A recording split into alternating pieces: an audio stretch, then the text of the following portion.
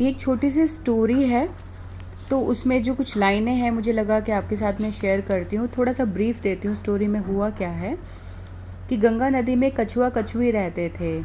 दोनों बहुत आराम से अपना जीवन वहाँ व्यतीत कर रहे थे, लेकिन कुछ समय के बाद वहाँ पर एक घड़ियाल आ गया। अब घड़ियाल जो था वो ये सोच रहा था कि किस तरह से इन दोनों को खा लिया जाए, तो वो उनके पीछे आता। अब जो कछुआ कछुई थे वो परेशान हो गए। तो जो उस कछुए का नाम था राजा, कछुई का नाम था रानी। तो राजा रानी का चैन से रहना अब दूभर हो गया था। एक दिन दोनों घूमते घूमते दूर निकल गए।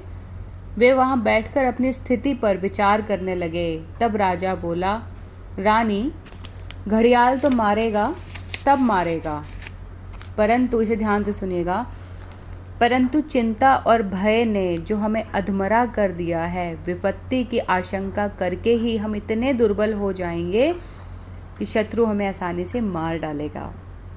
ये कितनी गहरी बात है ना, कि जो परिस्थिति आ रही है या जो आने वाली है उसके बारे में हम इतना ज़्यादा सोचते हैं, इतना ज़्यादा सोचते हैं कि वो तो जब आएगी तब आएगी और पता नहीं आए भी कि ना आए, लेकिन उसके बारे में सोच सोच के हम अपने आप को इतना अधमरा कर लेते हैं कि वो बहुत आसानी से वो परिस्थिति हमारे जीवन को ख़राब कर जाती है।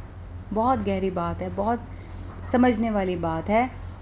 तो इस स्टोरी के अंदर, इस कहानी के अंदर जो कछुआ कछुई है, उन्होंने कहा कि ठीक है, अब हम धैर्य रखते हैं, बजाय कि परेशान होने के हम ये सोचते हैं कि किस तरह से इस परेशानी से निकला जाए, और वो निकल भी जाते हैं। तो कितनी बढ़िया स्टोरी है ना। क्या हम इसे अपना सकते हैं? क्या हम इस बात को, ये जो लाइनें हैं, क्या हम इसे समझ सकते हैं कि चिंता और भय हमें अधमरा कर देता है।